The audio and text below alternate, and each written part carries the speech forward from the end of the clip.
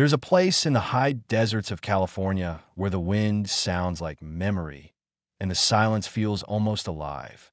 This is Bodie, one of America's most legendary ghost towns, frozen in time at nearly 8,400 feet above sea level, where winters are brutal, summers are dry, and history refuses to fade away.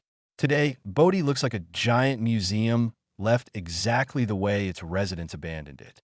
Plates are still on tables. Bottles sit on shelves coated with dust. Beds remain unmade, with blankets undisturbed for over 100 years.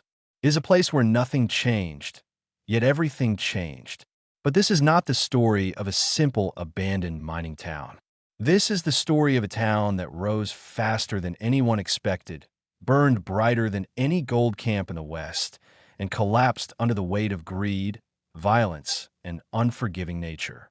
Some people say Bodie wasn't just abandoned. It was punished. Because in its glory days, Bodie had a reputation unlike any other. A reputation for danger, for lawlessness, for blood. The kind of place where a preacher once wrote, "A sea of sin, lashed by the tempest of lust and passion." But before all that, Bodie was simply a dream of gold, fortune, and a better life. This is the full story of Bodie. How it was born, how it lived, how it died, and why it remains perfectly preserved, as if waiting for its people to return. Welcome to Bodie, California. The story of Bodie begins with a single man and a moment of luck that should have changed everything. In 1859, a prospector named William S. Bodie, sometimes spelled Bodie, discovered traces of gold high in the hills near the Nevada border. He and his small group believed they had found the beginning of something big. But nature had other plans. Later that same year, Bodie died in a blizzard while traveling to Monoville for supplies. He never lived to see the town that would eventually carry his name. For nearly a decade after his death, the site remained quiet. A few miners worked the area, but the gold was deep, difficult to reach, and slow to extract. The camp might have disappeared entirely, one more forgotten speck in the endless desert, if not for a discovery in 1875 that changed everything. That year, the Standard Company mine struck an exceptionally rich vein of ore. Overnight, Bodie transformed from a lonely mountain camp into one of the fastest-growing mining towns in the American West. People rushed in from every direction. Miners, merchants, gamblers, outlaws, families, drifters, dreamers, and those running from their past. Within a few years, Bodie exploded to a population of nearly 10,000 people. The hills echoed with the constant pounding of stamped mills crushing ore. Dust filled the air. Money flowed freely. Fortune seemed just a shovel stroke away. And with fortune came something else, danger. Bodie quickly developed a reputation. Not for its gold, not for its homes, or its churches, or its bustling main street, but for its violence. Residents used to say, "Goodbye, God. I'm going to Bodie." The phrase became so famous that newspapers across the country printed it. Some claimed it was a child who said it. Others said it was a woman moving there. Either way, the message was clear. Bodie was a place where trouble lived. Shootings were common. Robberies happened in broad daylight. Saloons lined the streets, more than 60 of them at the town's peak. Gambling halls never closed. Brothels operated openly. Fights broke out for reasons no one remembered the next morning. This wasn't the Wild West. This was the wildest West. Yet beneath the dust and danger, Bodie was alive. Shops operated daily. Families built homes. Teachers taught classes in the schoolhouse overlooking the valley. Churches held services on Sundays. Children played along the wooden sidewalks, chasing each other between buildings that still stand today. It was a town where two realities existed at once.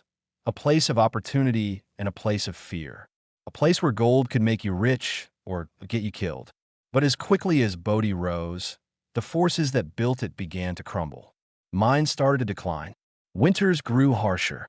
And a series of disasters, some natural, some man-made, slowly pushed the town toward a fate it couldn't escape. Yet, even in its decline, Bodie refused to surrender quietly. Its story wasn't over. It was only shifting into another chapter, one filled with fire, abandonment, and a strange kind of resurrection. A resurrection that would turn Bodie into one of the most perfectly preserved ghost towns in the world. Life in Bodie was not for the weak. It tested everyone who dared to call the town home. Perched high in the Sierra Nevada mountains, Bodie faced some of the harshest weather in California. Winters were brutal. Snow could bury buildings up to their roofs. Temperatures often dropped far below freezing. Winds whipped through the empty streets like invisible knives. Even today, visitors say the air feels different, thinner, colder, heavier, as if the town is holding its breath. But in the 1870s and 1880s, the weather was only one of Bodie's dangers. Inside the town, another storm raged, a human one. Violence wasn't just a possibility, it was part of daily life. With a population made up of miners, fortune seekers, gamblers, and fugitives, Bodie became a magnet for trouble. Everyone carried a weapon. Everyone watched their back. Arguments in saloons quickly escalated into gunfights. A man could be shot over a card game, a spilled drink, a misunderstanding, or a nothing at all. And yet, despite this chaos, Bodie functioned. It had a fire department, restaurants, a brewery, a newspaper, a telegraph office, and dozens of shops. People married. Children went to school. Normal life continued, even while the shadow of danger hovered over every street. One of the most infamous stories from Bodie's unruly past involved a young girl. According to legend, she had lived in a peaceful town before her family moved to Bodie. When she learned they were relocating, she reportedly said, "Goodbye, God. We're going to Bodie." Some say the story was exaggerated by local newspapers. Others insist it was true. Either way, the line captured the town's reputation perfectly. For all its chaos, Bodie's shining heart was its mines. The Standard Mine, along with several others, produced millions of dollars in gold and silver. Stamp mills thundered day and night, crushing or with a rhythmic pounding that echoed across the valley. Buildings trembled. Windows shook. People grew accustomed to the sound, the same way someone might grow used to the hum of a city. Gold brought everything: money, power, hope, and corruption. As fortunes rose and fell, alliances shifted, trust evaporated, and crime surged. Still, Bodie endured. People stayed. They worked. They believed in the next strike, the next discovery, the next opportunity to change their lives. But the gold that had given Bodie life would also become the force that led to its slow death. Mines began to fail. Ores thinned out. Costs rose. Companies folded. Workers left. And then the fires came. Not once. Not twice. Bodie suffered multiple devastating fires that destroyed entire city blocks. Flames swept through wooden buildings with unstoppable speed, leaving behind scorched frames and piles of ash. Each time, residents rebuilt, but each rebuild was smaller than the last. By the early 1900s, the writing was on the wall. Stores closed. Families packed their belongings. Schools emptied. Saloons shut their doors. Street by street, Bodie slipped into silence. But unlike other towns that vanished, Bodie didn't disappear quietly into dust and memory.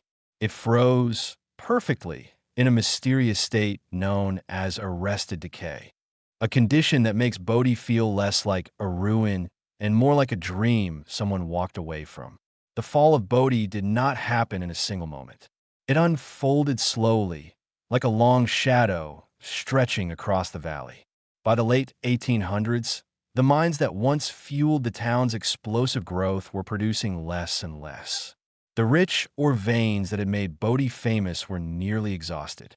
Investors withdrew. Mining companies consolidated or vanished entirely. Workers followed the money to new boomtowns, leaving Bodie's streets quieter with each passing year. But the greatest blows came not from dwindling gold, but from fire. In 1892, a massive blaze tore through the heart of the town, destroying much of Main Street and several prominent structures. Residents rebuilt, though not with the same intensity or optimism as before. Then in 1932, another devastating fire erupted. This time, it consumed almost everything in its path, leaving behind blackened shells where homes and businesses had once stood. It was a fire that many believe sealed the town's fate. People who lived in Bodie during its final years described a strange atmosphere, a feeling that the town was holding on, but just barely. Stores opened only a few days a week. The post office struggled to stay active. Schools consolidated as children moved away. And the once bustling saloons, once Bodie's lifeblood, became quiet relics of a fading era. By the time electricity reached Bodie, ironically late in the town's life, there were few residents left to care. One by one, families walked away. Some left furniture behind. Some left dishes on tables. Some left beds unmade, as if they intended to return but never did. And that is part of what makes Bodie unlike any other ghost town. It wasn't emptied all at once. It wasn't violently evacuated. It simply faded. Yet even as the town emptied, a strange respect began to grow around it. Visitors arrived, curious about the place where time had stopped. Historians recognized its unique significance. A complete Western mining town preserved almost exactly as it had been left. This growing awareness sparked a movement to protect Bodie. And in 1962, the state of California made a monumental decision to preserve the town exactly as it was. Not restored, not modernized, but frozen. They call the preservation style arrested decay. It meant Bodie would never again thrive, but it would never truly die either. Buildings were stabilized, but never reconstructed. Roofs were repaired just enough to prevent collapse. Interiors were left untouched.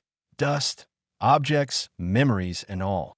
Walking into Bodie today is like opening a door to another century. You see the same streets residents walked. You look through the same windows they looked through. You stand where they celebrated, worked, fought, mourned, and dreamed. It is a ghost town in the purest sense, not haunted by spirits, but by the weight of stories left behind. And yet, Bodie holds something else. A whisper of the past, a sense that the town is not entirely empty. Some say they've heard footsteps in abandoned houses. Some claim to see figures in windows where no one lives. Others speak of cold spots, unexplained shadows, or voices carried on the wind. Whether these stories are true or simply echoes of imagination, one thing is certain. Bodie is not silent. It never has been. Its history lingers in every nail, every board, every dust-covered object waiting in the half-light of forgotten rooms. And as we step deeper into the town's story, we uncover not only its past, but the strange and powerful legacy it left behind. Bodie's past was not only written in gold and fire. It was written in shadows, in secrets, legends, and the strange sense that the town itself remembers everything.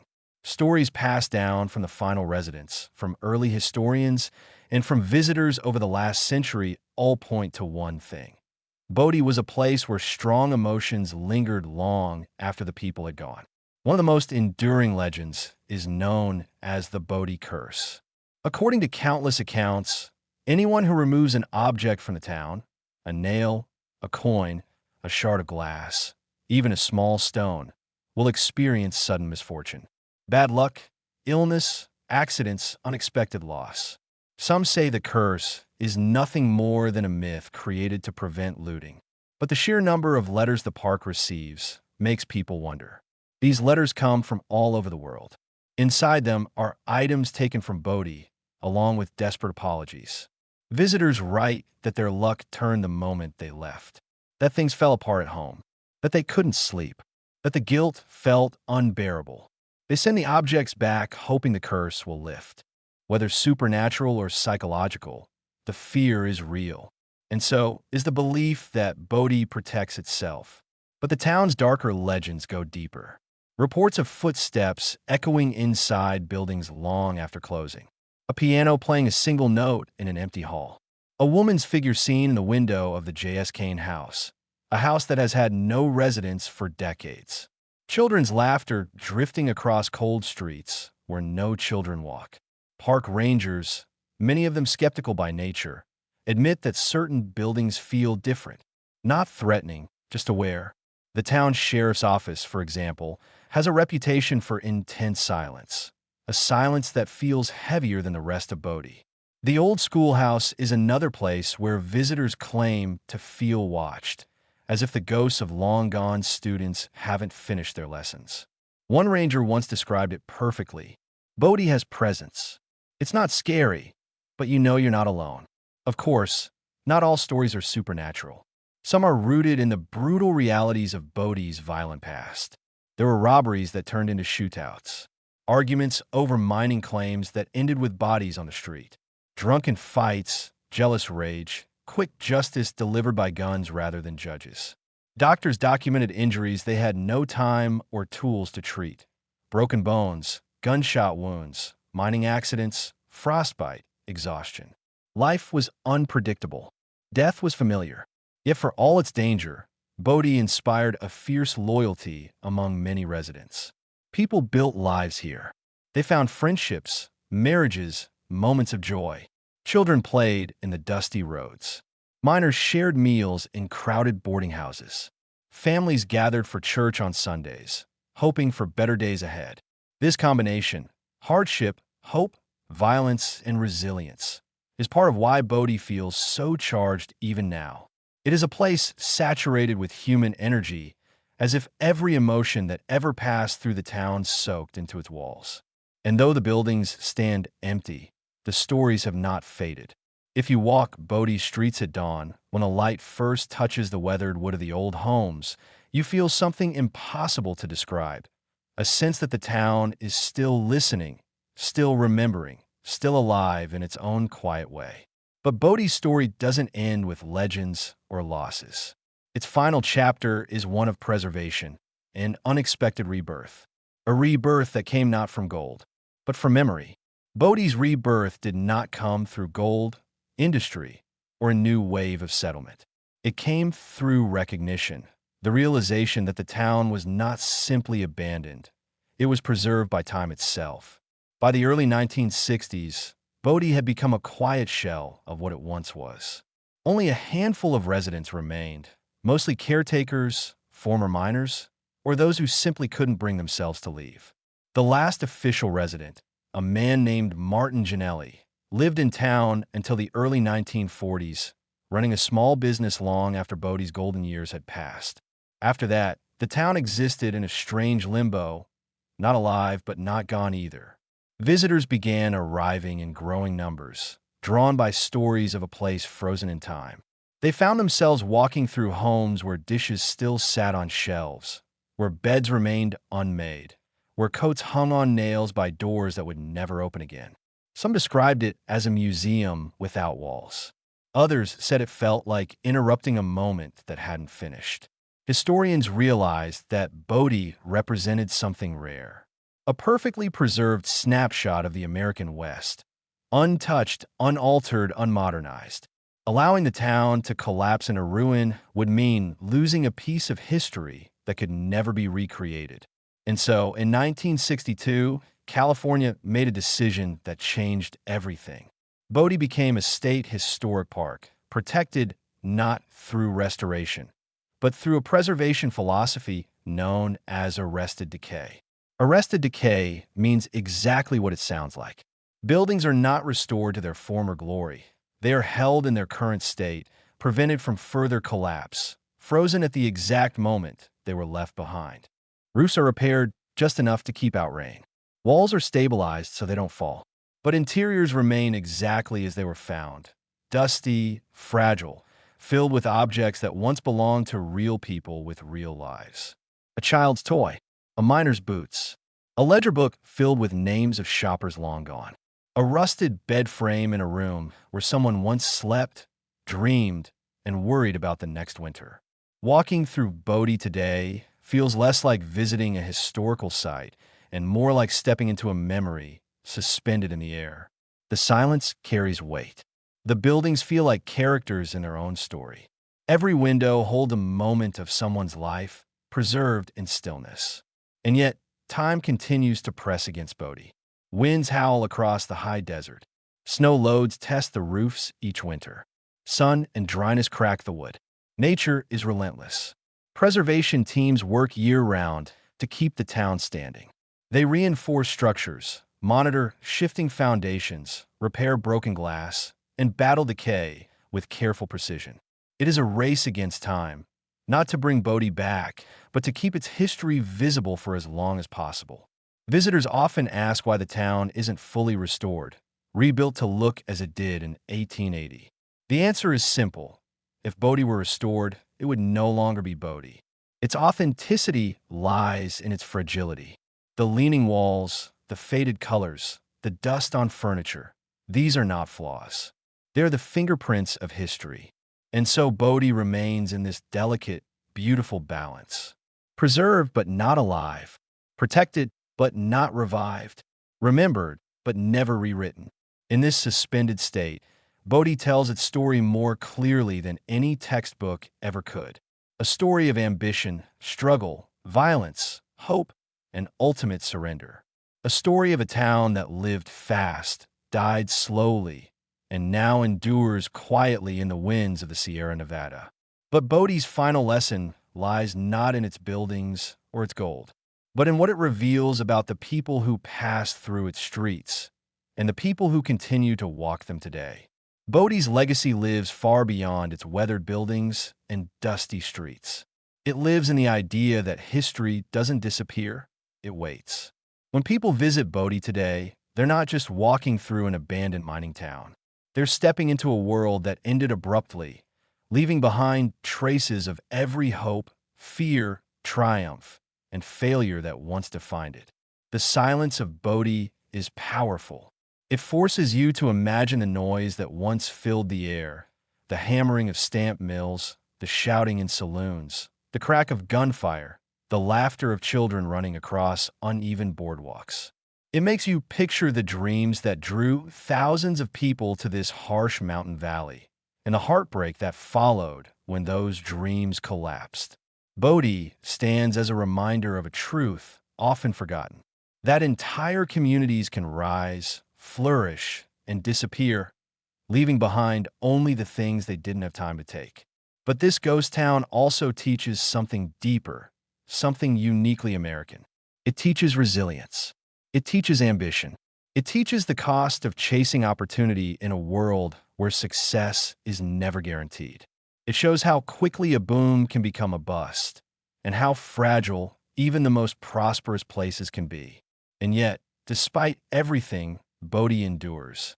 Not as a ruin, not as a reconstruction, but as a living memory, held together by preservationists, guarded by the desert winds, visited by people who feel drawn to its strange, magnetic stillness.